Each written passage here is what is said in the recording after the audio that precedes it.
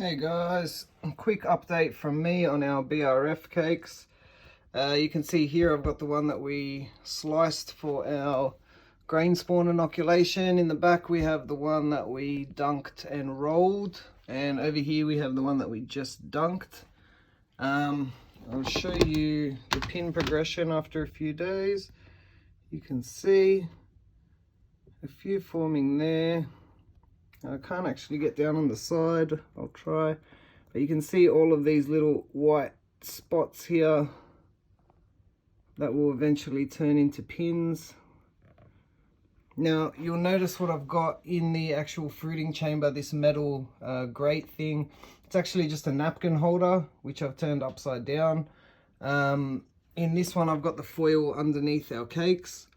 Over here you'll notice I have no foil, and what that actually allows is underneath the those pins can actually grow down as well. So it just gives a little bit more room for growth. You don't get the side pins between the foil and whatnot that don't grow. And yeah, so that's my little update, guys. I will keep you posted when these are fully fruiting. See you soon.